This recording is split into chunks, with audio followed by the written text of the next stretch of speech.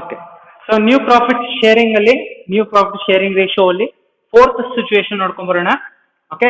So fourth situation ಏನು ಅಂತಂದ್ರೆ, when old partners share and the surrender of their part of their share is given. So ಏನನ್ನು ಕೊಟ್ಟಿರ್ತಾರೆ, old partner share ಅನ್ನ ಕೊಟ್ಟಿರ್ತಾರೆ ಅಥವಾ ರೇಷಿಯೋನ ಕೊಟ್ಟಿರ್ತಾರೆ, ಮತ್ತೆ ಸರೆಂಡರ್ ಶೇರ್ ನ ಕೊಟ್ಟಿರ್ತಾರೆ. ಸೊ ಅವಾಗ NPSR ಅನ್ನ ಹೇಗೆ ಕ್ಯಾಲ್ಕುಲೇಟ್ ಮಾಡೋದನ್ನ ಅನ್ನೋದನ್ನ ನೋಡೋಣ. ಓಕೆ. ಸೊ ನೋಡ್ರಿ, A and B are partners sharing profit in the ratio of 3:2. So their profit sharing ratio is 3:2. So our old ratio ಕೊಟ್ಟಿದ್ದಾರೆ. Okay. So they admitted C as a new partner. C ನ admit ಮಾಡ್ಕೊಂಡಿದ್ದಾರೆ. Okay. C is been admitted to the firm. A surrender ಮಾಡಿದಾನೆ. ಎಷ್ಟು surrender ಮಾಡಿದಾನೆ? 1/4 surrender ಮಾಡಿದಾನೆ. A has surrendered 1/4 of his share to the new partner. Okay. And B has surrendered 1/3 of his share to the in favor of C ಅಂತ ಕೊಟ್ಟಿದ್ದಾರೆ. So ಇಬ್ರು ಕೂಡ A 1/4 share ಅನ್ನ surrender ಮಾಡಿದಾನೆ, ಯಾರಿಗೆ? C ಗೆ. ಅಂಡ್ B 1/3 ಶೇರ್ ಅನ್ನ surrender ಮಾಡಿದಾನೆ C ಗೆ. ಓಕೆ. ಸೊ ಇಷ್ಟು ಡೀಟೇಲ್ಸ್ ಅನ್ನ ಕೊಟ್ಟಿದ್ದಾರೆ. Based on this details you have to find out the new profit sharing ratio ನ ಕ್ಯಾಲ್ಕುಲೇಟ್ ಮಾಡಬೇಕು. Okay, so let us see new profit sharing ratio. So how, first write the given. Okay, solution, that is partners are A and B, A and B. Okay, so what's the ratio? That is 3:2. Just write 3:2. Okay, so that we can call it as 3 divided by 5, 2 divided by 5. 3 plus 2, that is denominator 5. So this is old ratio.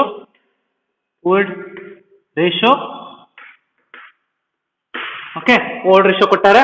Then what he has given, you just see. So C has been admitted. Okay, C admitted. Okay, so they have given the surrender share. By surrender share A ಎಷ್ಟು ಕೊಟ್ಟಿದ್ದಾರೆ? 1/4 ಕೊಟ್ಟಿದ್ದಾರೆ. So surrender share A the 1/4 and B the that is 1/3. Okay.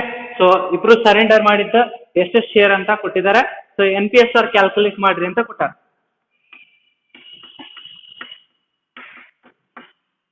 New profit sharing ratio calculate ಮಾಡ್ರಿ ಅಂತ ಕೊಟ್ಟಾರ.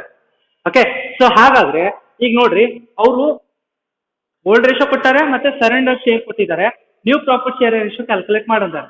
Previously ನಾವೇನ್ ಮಾಡ್ತಿದ್ವಿ, ಹೊಸ partner ಅಂದ ಪ್ರಾಫಿಟ್ಸ್ ಒಳಗೆ ಎಷ್ಟು ಶೇರ್ ಐತಿ ಅಂತ ಕೊಡ್ತಿದ್ವಿ. ಬಟ್ ಈ ಪ್ರಾಬ್ಲಮ್ ಅಲ್ಲಿ ಏನ್ ಕೊಟ್ಟಿದ್ದಾರೆ, ಯಾರ್ಯಾರು ಎಷ್ಟೆಷ್ಟು ಸರೆಂಡರ್ ಮಾಡಿದ್ದಾರೆ, A ಎಷ್ಟು ಸರೆಂಡರ್ ಮಾಡಿದಾನೆ, B ಎಷ್ಟು ಸರೆಂಡರ್ ಮಾಡಿದಾನೆ ಅಂತ ಕೊಟ್ಟಿದ್ದಾರೆ. Okay.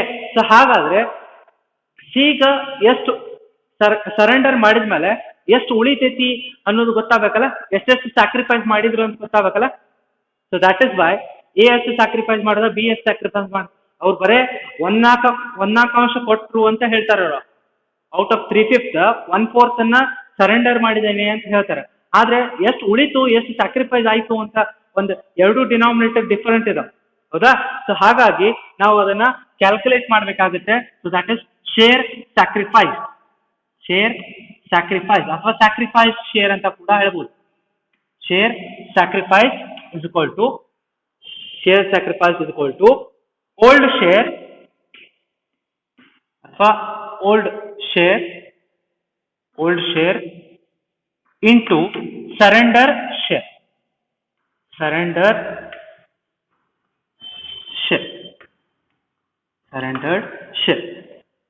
Okay, so what is the old share of A? So A, the old share ಎಷ್ಟಿದೆ? That is 3 divided by 5 into surrender share ಎಷ್ಟಿದೆ? A ಸರೆಂಡರ್ ಮಾಡಿದ್ದಾನೆ, 1/4 ಸರೆಂಡರ್ ಮಾಡಿದ್ದಾನೆ. ಸೊ ದಟ್ ಮೀನ್ಸ್ 3 ಡಿನಾಮಿನೇಟರ್ ಏನಾಗುತ್ತೆ, 5 4s are 20, 3 1s are 3. So that is 3 divided by 20 ಆಯ್ತು. 3 divided by 20. In the similar way B ದು ಕೂಡ calculate ಮಾಡ್ತೀವಿ. So B ಎಷ್ಟು? Old share, that is 2 divided by 5 into surrender share 1 divided by 3, that is 2 ones are 2, 5 3s are 15. So that is 2 divided by 15. So ನಮಗೇನು ಗೊತ್ತಾಯ್ತು, sacrificed share ಅನ್ನ ಗೊತ್ತಾಯ್ತು. Okay, so ಯಾರ್ಯಾರು ಎಷ್ಟೆಷ್ಟು ಸ್ಯಾಕ್ರಿಫೈಸ್ ಮಾಡಿದ್ದಾರೆ ಅನ್ನೋದು ನಮಗೆ ಗೊತ್ತಿತ್ತು. ಎ 320 ಸ್ಯಾಕ್ರಿಫೈಸ್ ಮಾಡಿದಾನ, ಬಿ 215 ಸ್ಯಾಕ್ರಿಫೈಸ್ ಮಾಡಿದಾನ ಅಂತ ಗೊತ್ತಾಯ್ತು. ನಮಗೇನು ಕ್ಯಾಲ್ಕುಲೇಟ್ ಮಾಡಬೇಕಾಗಿದೆ, new profit sharing ratio calculate ಮಾಡ್ಬೇಕು, ಹೌದಾ? ಸೊ ಈಗ ಅವರು ಎಷ್ಟು ಸ್ಯಾಕ್ರಿಫೈಸ್ ಮಾಡಿದಾರ ಅಂತ ಕಂಡು ಹಿಡಿದ್ವಿ ನಾವು. So that is 3 divided by 20 and 2 divided by 50. ಅವ್ರ ಶೇರ್ ಒಳಗೆ ಅವ್ರು ಹಾಕಿದ್ದೆಷ್ಟು, ಅವರ ಮೊದಲೇಕಿನ ಪ್ರಾಫಿಟ್ ಶೇರಿಂಗ್ ರೇಷಿಯೋ ಎಷ್ಟು, 3:2. That is 3 divided by 5 and 2 divided by 5. So ಅವ್ರದ್ದು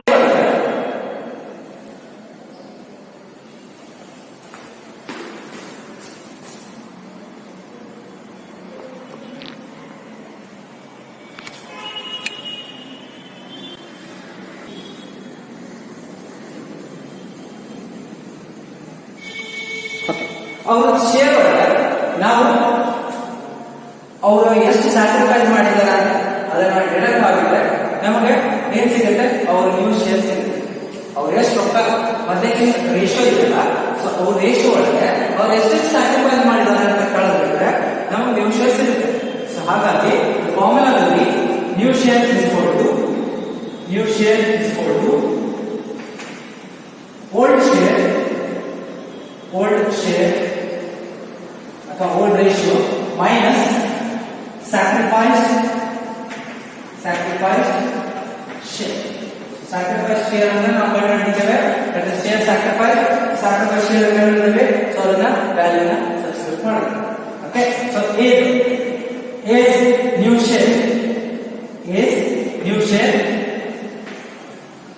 is new share ಕ್ಯಾಲ್ಕುಲೇಟ್ ಮಾಡಲಿಕ್ಕೆ ನಾವು ಫಾರ್ಮುಲಾ ಸಬ್ಸ್ಟಿಟ್ಯೂಟ್ ಮಾಡಬೇಕು. ದಟ್ ಇಸ್ ಓಲ್ಡ್ ಶೇರ್ ಎಷ್ಟಿದೆ,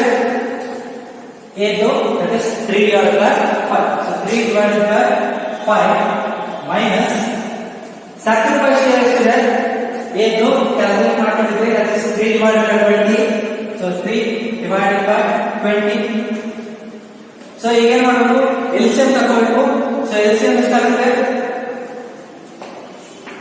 5 ಮತ್ತೆ 20. ಇಲ್ಲಿ ನೋಡಿ 5 and 20. 5 ಯಾವತ್ತೆ ಹೋಗುತ್ತೆ. So 5 1s are 5, 5 4s are 20. Next 5 ಯಾವತ್ತೆ ಹೋಗುತ್ತೆ. So 4 1s are. So 5 4s are 5 into 4, that is 20. So 20 LCM ಅನ್ನು ನಾವು ಪಡೆಯುತ್ತೇವೆ. ಓಕೆ, ಸೊ ಇಲ್ಲಿ ನೋಡ್ರಿ 5 ಈಗ ನಮ್ಮ ಡಿನಾಮಿನೇಟರ್ 20 ಆಗಬೇಕು. ಇದನ್ನ ಎಷ್ಟು ಮಲ್ಟಿಪ್ಲೈ ಮಾಡಿದ್ರೆ 20 ಆಗುತ್ತೆ. 5 extra 20 ಆಗುತ್ತೆ. 5 4s are 20. Okay, so 20 1s are 20. Okay, so that is 4 to the 4 is 12 minus 3 1s are 3. that is 9 divided by 20. 9 divided by 20.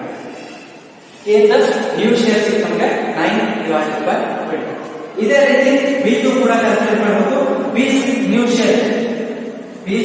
share. Okay, so that is 2 divided by 5 is old share. Okay, ಅದರೊಳಗೆ ಎಷ್ಟು sacrifice share ಆಗಿರೋದು 2 divided by 15. Okay, so minus 2 divided by 15. so LCM ನೋಡಿ, LCM ಎಷ್ಟು ಬರುತ್ತೆ, 5 or 15 ಇಂದ 15 ಬರುತ್ತೆ. 15.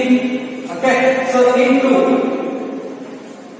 5 SR 15 ಆಗಿದೆ. 5 3s are 15, 15 1s are 15. So 3 2s are 6 minus 2 1s are 2, that is 4 divided by 15. 4 divided by 15.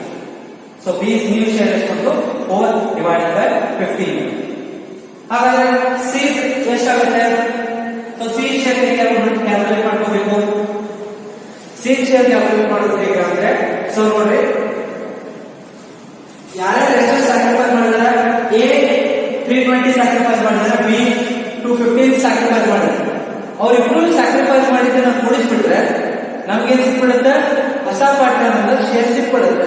ಎಷ್ಟೆಷ್ಟು ಕೊಟ್ಟಾರ ಅಂತ ಬಂದ್ಬಿಟ್ರೆ ಅವನ್ನೆರಡು ಆಡ್ ಮಾಡಿದ್ರೆ ನಮ್ಮ ಹೊಸ ಪಾರ್ಟ್ನರ್ಗೆ ಎಷ್ಟು ಹೋಗ್ಬೇಕು ಶೇರ್ ಅಂತ ಗೊತ್ತಾಗುತ್ತೆ. ಸೊ ಹಾಗಾಗಿ ಆ ವ್ಯಾಲ್ಯೂಸ್ ಅನ್ನ ಸಬ್ಸ್ಟಿಟ್ಯೂಟ್ ಮಾಡ್ತೀವಿ. So that is C new share is equal to A's sacrifice plus B's sacrifice. Okay, so A's sacrifice ಎಷ್ಟು ಇದೆ? A's sacrifice ಮಾಡಿದ್ರೆ 320 ಮಾಡಿದ 3 divided by 20 plus B's sacrifice ಎಷ್ಟಿದೆ? B's sacrifice 2 divided by 15 ಇದೆ 2 divided by 15. So ಇಲ್ಲಿ ಕೂಡ ಏನು ಮಾಡಬೇಕು? LCM ತಗೋಬೇಕು. So LCM ತಗೋರಿ ಎಷ್ಟು ಬರ್ತದೆ? That is LCM is calculate ಮಾಡ್ತೇವೆ 20 ಮತ್ತೆ 15. Okay, 5 division ಹೋದ್ರೆ 5 over 20, 5 3 is 15. Next 4 1 is 4, 3 ಆಗುತ್ತೆ 12. Okay, 3 1 is 3. So that is 5 into 4 into 3. So 5 into 4 into 3. So 5 4 is 20, 23 is that is 60. So the denominator is 60. The denominator is 60. So ಈಗ multiply ಮಾಡಿ ಎಷ್ಟನ್ನ multiply ಮಾಡಿದ್ರೆ 60 ಆಗುತ್ತೆ ನೋಡಿ. Okay 20 3 is 60, 15 4 is 60. Okay, so 3 3 is 9. Okay, so 4 2 is 8. That is 17 divided by 60. 17 divided by 60. Okay, so C share ಅನ್ನು calculate ಮಾಡ್ತೀವಿ. A ಎಷ್ಟು sacrifice ಮಾಡೋಣ, B ಎಷ್ಟು ಸ್ಯಾಕ್ರಿಫೈಸ್ ಮಾಡೋಣ, ಅವು ಎರಡು ಕೂಡ ಕೂಡಿಸಿದ್ರೆ ನಮಗೆ C ದ ಹೊಸ ಶೇರ್ ಸಿಗ್ತದೆ. Okay, so C new share ಆಗಿದೆ. ಈಗ ಮೂರನೇದು ಶೇರ್ ನೋಡ್ರಿ, ಒಬ್ಬಂದು 9 divided by 20 ಬಂದಿದೆ, ಏದು B ದ 4 divided by 15 ಬಂದಿದೆ, ಇನ್ನೊಂದು C ದ 17 divided by 60 ಬಂದಿದೆ. ಮೂರು ಬಂದಿದ್ದು ಡಿನಾಮಿನೇಟರ್ ಡಿಫರೆಂಟ್ ಬಂದಿದೆ, ಹೌದಾ? ಇಲ್ಲಿ ನೋಡಿ, ಇಲ್ಲಿ 20 ಇದೆ, ಇಲ್ಲಿ 15 ಇದೆ, ಇಲ್ಲಿ 60 ಇದೆ. ಓಕೆ, ಈಗ ಮೂರು ಮಂದಿದ್ದು ಕೂಡ ನಾವು ರೇಷಿಯೋ ಕ್ಯಾಲ್ಕುಲೇಟ್ ಮಾಡಬೇಕಲ್ಲ. ಸೊ ಲಾಸ್ಟ್ ಗೆ ಹೆಡ್ ಗೆ ರೇಷಿಯೋ ಕ್ಯಾಲ್ಕುಲೇಟ್ ಮಾಡಬೇಕು. ಓಕೆ, ಇಲ್ಲಿ ಸ್ಪೇಸ್ ಇಲ್ಲ, ಇಲ್ಲಿ ಬರ್ತಾ ಇದ್ದಾನೆ. ಓಕೆ,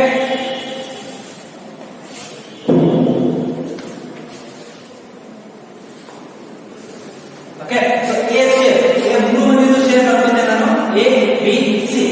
ಎ ಶೇರ್ ಇದೆ, that is 9 divided by 20. 9 divided by 20 is 2. 4 divided by 50 is 2.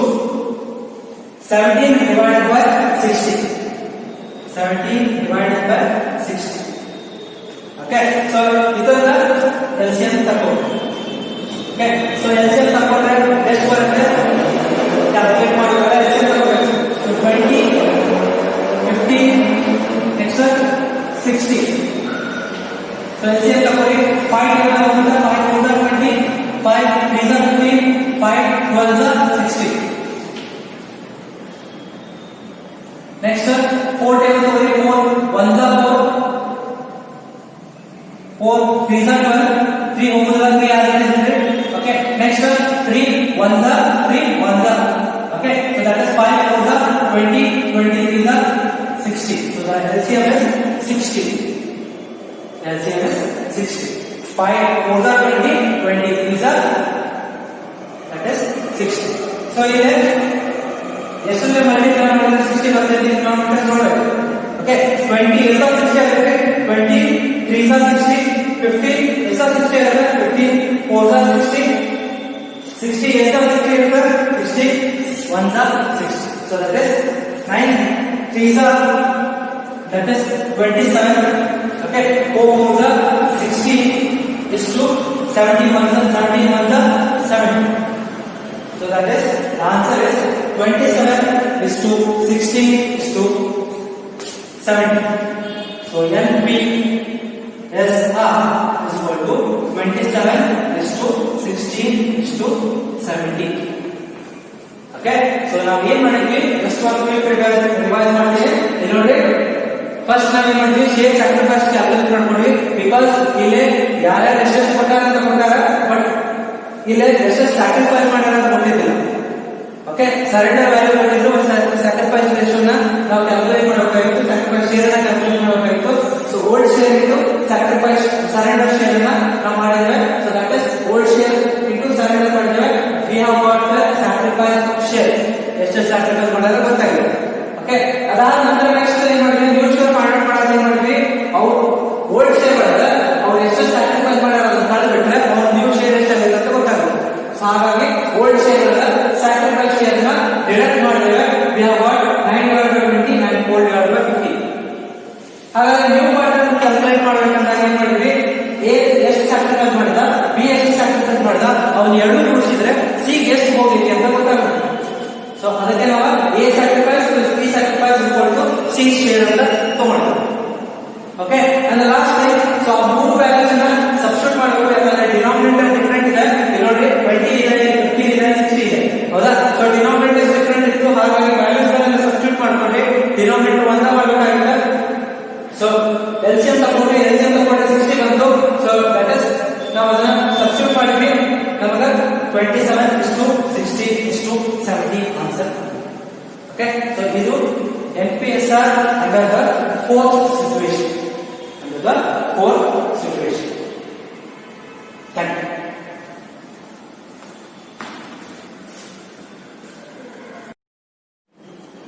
So last situation ಮಾಡ್ಕೊಂಡು ಬರೋಣ. Okay, last situation NPSR problem. So Bharat and Karthik are partners in the firm, sharing profits in the ratio of 4:1. So their profit sharing ratio is 4:1. They admitted, ಯಾರು admit ಮಾಡ್ಕೊಂಡಿದ್ದಾರೆ, ಅಸಾಧಾರಣವಾಗಿ ಸತೀಶ್ ನ admit ಮಾಡ್ಕೊಂಡಿದ್ದಾರೆ. So for 1/4 share, so 1/4 ಶೇರಿಗೆ ಸತೀಶ್ ಅನ್ನ admit ಮಾಡ್ಕೊಂಡಿದ್ದಾರೆ ಫರ್ಮ್ನಲ್ಲಿ. Okay, 1/4 share in profits ಅಲ್ಲಿ 1/4 ಶೇರ್ ನ ಕೊಡ್ತೇವೆ ಅಂತ ಅವನಿಗೆ ಹೇಳಿದ್ದಾರೆ. Okay, which he acquired. So ಅದನ್ನ ಯಾರ ಕಡೆಯಿಂದ ತಗೊಂಡಿದ್ದಾನೆ ಆ 1/4 ಶೇರ್ ನ ಅಂತಂದ್ರೆ ವಿಚ್ ಹಿ ಅಕ್ವೈರ್ಡ್ ಹೋಲಿ, ಅಂದ್ರೆ ಎಲ್ಲ ಕಂಪ್ಲೀಟ್ ಆಗಿ ಯಾರ ಕಡೆ ತಗೊಂಡಿದ್ದಾನೆ, ಫ್ರಮ್ ಭರತ್. ಸೊ ಭರತ್ ಕಡೆ ಕಂಪ್ಲೀಟ್ ಆಗಿ 1/4 ಶೇರ್ ನ ಅವನು ತಗೊಂಡಿದ್ದಾರೆ. Okay, so calculate NPSR. So NPSR calculate ಮಾಡಬೇಕು based on the information given. So ಏನ್ ಕೊಟ್ಟಿದ್ದಾರೆ ಈ ಪ್ರಾಬ್ಲಮ್ ಅಲ್ಲಿ ಅಂದ್ರೆ ಓಲ್ಡ್ ರೇಷಿಯೋ ಕೊಟ್ಟಿದ್ದಾರೆ, ಮತ್ತೆ ಹೊಸ ಪಾರ್ಟ್ನರ್ ಪ್ರಾಫಿಟ್ ಶೇರಿಂಗ್ ರೇಷಿಯೋ ಕೊಟ್ಟಿದ್ದಾರೆ. ಆ ಪ್ರಾಫಿಟ್ ಶೇರಿಂಗ್ ರೇಷಿಯೋ ನ ಯಾರ ಕಡೆಯಿಂದ ರೆಕಾರ್ಡ್ ಮಾಡ್ಕೊಂಡಿದ್ದಾರೆ. ಸೊ ಇಲ್ಲಿ ಇಬ್ಬರು ಪಾರ್ಟ್ನರ್ಸ್ ಇಲ್ಲ, ಇಬ್ಬರು ಪಾರ್ಟ್ನರ್ಸ್ ಕಡೆಯಿಂದ ರೆಕಾರ್ಡ್ ಮಾಡ್ಕೊಂಡಿಲ್ಲ, ಎಲ್ಲ ಒಬ್ಬರ ಕಡೆಯಿಂದ ರೆಕಾರ್ಡ್ ಮಾಡ್ಕೊಂಡಿದ್ದಾರೆ. ಓನ್ಲಿ ಫ್ರಮ್ ಭರತ್ ಅಂತ ಕೊಟ್ಟಿದ್ದಾರೆ, ಅಂದ್ರೆ ಕಂಪ್ಲೀಟ್ ಆಗಿ ಭರತ್ ಕಡೆ ಆ 1/4 ಶೇರ್ ನ ಅವನು ತಗೊಂಡಿದ್ದಾನೆ ಅಂತ ಹೇಳಿದ್ದಾರೆ. ಓಕೆ, ಸೊ ಹಾಗಾದ್ರೆ ಫಸ್ಟ್ ಗಿವನ್ ಬಂದರೆ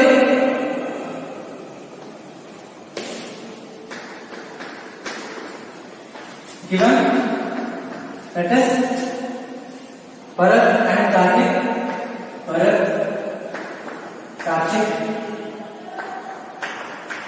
Okay, so ratio is there 4:1 is 4:1, that is 4 divided by 5, 1 divided by 5, that is old ratio. Okay, so ಮತ್ತೆ ಕೊಟ್ಟಿದ್ದಾರೆ ಹೊಸ ಪಾರ್ಟ್ನರ್ ಯಾರು ಇದ್ದಾರೆ, that is new partner is Satish. Okay, Satish admitted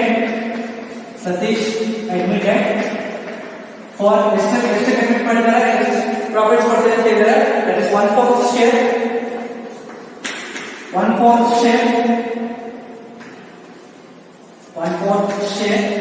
okay, so ಇಷ್ಟು details ಕೊಟ್ಟಿದ್ದಾರೆ. NPSR calculate ಮಾಡಲಿಕ್ಕೆ ಹೇಳಿದ್ದಾರೆ. So ಆ NPS 1/4 ಶೇರ್ ಯಾರು ಮಾಡಿದಾರ, so that 1/4 share is acquired by so ಯಾರು acquire ಮಾಡ್ಕೊಂಡಿದ್ದಾರೆ ಕೊಟ್ಟಿದ್ದಾರೆ, which he acquired wholly from Bharat. so Bharat ಕಡೆಯಿಂದ acquire ಮಾಡ್ಕೊಂಡಿದ್ದಾರೆ Bharat. okay, so wholly acquired by Bharat. so ಇಷ್ಟು ಡೀಟೇಲ್ಸ್ ಅನ್ನು ಕೊಟ್ಟಿದ್ದಾರೆ. ಈ ಡೀಟೇಲ್ಸ್ ಅನ್ನು ಯೂಸ್ ಮಾಡ್ಕೊಂಡು ಓಕೆ, ಸೊ ಗಿವನ್ ನೋಡಿದ್ರೆ ಗಿವನ್ ಕೊಟ್ಟಿದೆ, ಓಲ್ಡ್ ರೇಷಿಯೋ ಕೊಟ್ಟಿದ್ದಾರೆ, ಮತ್ತೆ ಸತೀಶ್ ನ ಅಡ್ಮಿಟ್ ಮಾಡ್ಕೊಂಡಿದ್ದಾರೆ. That is for 1/4 share which is only acquired by Bharat. So Bharat ಕಡೆಯಿಂದ ಕಂಪ್ಲೀಟ್ ಆಗಿ ಅಕ್ವೈರ್ ಮಾಡ್ಕೊಂಡಿದ್ದಾರೆ Satish. Okay, so NPSR calculate ಮಾಡಬೇಕು ಅಂತ ಹೇಳ್ತಾರೆ. So based on this details, so ಈ ಡೀಟೇಲ್ಸ್ ಅನ್ನು ಯೂಸ್ ಮಾಡಿಕೊಂಡು ನಾವು NPSR ಅನ್ನ ಕ್ಯಾಲ್ಕುಲೇಟ್ ಮಾಡಬೇಕು. ಸೊ NPSR ಕ್ಯಾಲ್ಕುಲೇಟ್ ಮಾಡಬೇಕಂದ್ರೆ ಸೊ ಫಸ್ಟ್ ಎಲ್ಲ ಇಟ್ಕೊಳ್ಳಿ, the entire share is acquired by you from Bharat. So ಹಾಗಾದ್ರೆ ಇಲ್ಲಿ ಎಫೆಕ್ಟ್ ಆಗೋದು ಭರತ್ ಅಷ್ಟೇ. ಸೊ ಹಾಗಾಗಿ ಭರತ್ ಒಳಗಷ್ಟೇ ನಾವು ಡಿಡಕ್ಟ್ ಮಾಡ್ತೀವಿ. So that is what is the old share of Bharat, that is old share minus acquired share. Old share minus acquired share. So that is new share. Okay, old share Bharat ಎಷ್ಟಿದೆ? Bharat, so old share is 4 divided by 5. So 4 divided by 5 minus acquired share ಎಷ್ಟು ಕೊಟ್ಟಿದ್ದಾನೆ ಅವ? ಎಂಟಾದ್ರೆ Satish 1/4 share ಕೊಟ್ಟಿದ್ದಾನೆ. So 1/4 share ನ calculate ಮಾಡಬೇಕು. 1/4 share ನ value substitute ಮಾಡಿದ್ದೇವೆ. Okay, so ಇಲ್ಲಿ ಏನು ಮಾಡಬೇಕು? LCM ತೆಗಿಬೇಕು. 5 ಮತ್ತು 4 5 4 LCM ಎಷ್ಟು ಬರುತ್ತೆ? that is 20. ಸೊ ಅದನ್ನ ಹೆಂಗೆ ಸಬ್ಸ್ಟಿಟ್ಯೂಟ್ ಮಾಡಬೇಕು? 5 1s 5 ಟೇಬಲ್ 4 ಹೋಗುದಿಲ್ಲ. ಸೊ ಹಾಗಾಗಿ 4 as it is 4 1s 4. So 5 4s 20. So LCM ತಗೊಂಡಿದ್ದೇವೆ 20. Okay, so ಇದು ನೋಡಿ ನ್ಯೂಮರೇಟರ್ ಗೆ ಎಷ್ಟು ಮಲ್ಟಿಪ್ಲೈ ಮಾಡಿದ್ರೆ 20 ಆಗುತ್ತೆ. 5 4s 20, 4 5s 20. Okay, so 4 4s 16, 5 1s 5, that is 11 divided by 20. Okay, so 11 divided by 20. So now Bharat ಅಷ್ಟೇ ಯಾಕೆ ಮಾಡಿದ್ರೆ? ಬಿಕಾಸ್ ಭರತ್ ಅಷ್ಟೇ ಕೊಟ್ಟಿದ್ದಾನೆ ಆ ಸತೀಶ್ಗೆ, ಹೊಸ ಪಾರ್ಟ್ನರ್ ಗೆ ಭರತ್ ಅಷ್ಟೇ ಶೇರ್ ಕೊಟ್ಟಿದ್ದಾನೆ, ಉಳಿದಿರೋದು ಯಾರು ಕೂಡ ಕೊಟ್ಟಿಲ್ಲ. ಸೊ ನೆಕ್ಸ್ಟ್ ಯಾರು? ಕಾರ್ತಿಕ್ ಶೇರ್ ಎಷ್ಟಿದೆ? So that previous share, that is old share ಎಷ್ಟಿದೆ? 1 divided by 5. 1 divided by 5. So 1 divided by 5 value ಕಂಡುಕೊಂಡಿದ್ದೇವೆ. ನೆಕ್ಸ್ಟ್ ಹೊಸ partner share, that is Satish ಎಷ್ಟಿದೆ? That is 1 divided by 4. So ಇಷ್ಟೆಲ್ಲ ಆದ್ಮೇಲೆ ಮೂರು ಮಂದಿದು ಶೇರ್ ನ ನಾವು new profit share ratio value basis ಮೇಲೆ ಸಬ್ಸ್ಟಿಟ್ಯೂಟ್ ಮಾಡಬೇಕು. NPSR equal to, so first value substitute ಮಾಡಿ Bharat Karthik and Satish. Bharat Karthik and Satish. So Bharat ಎಷ್ಟಿದೆ? ಕ್ಯಾಲ್ಕುಲೇಟ್ ಮಾಡಿದ್ರೆ 11 divided by 20. Okay, so 11 divided by 20 is to Karthik ಎಷ್ಟಿದೆ? 1 divided by 5 is to ಹೊಸ partner Satish ಎಷ್ಟಿದೆ ಅವನು? So 1 divided by 4. So ಮೂರು ಮಂದಿ ಪಾರ್ಟ್ನರ್ಸ್ ಅಂತ ನಾವು ರೇಷಿಯೋಸ್ ಮೇಲೆ ಬರ್ಕೊಂಡ್ವಿ. ಓಕೆ, ಸೊ ಇದನ್ನ 20 ಮತ್ತು 5 ಮತ್ತು 4 LCM ತಗೋಬೇಕು. LCM is 20. Okay, so 20 1s 20, 5 4s 20, 4 5s 20. Okay, so that is 11 1s 11, 4 1s 4, that is 5 1s 5. So the answer is the new profit sharing ratio NPSR is equal to 11:4:5. 11:4:5. So under this problem, we have taken the acquired share only from a particular partner. Okay, so that is from Bharat. Okay, so we have calculated the new profit sharing ratio out of the situation 5. Thank you.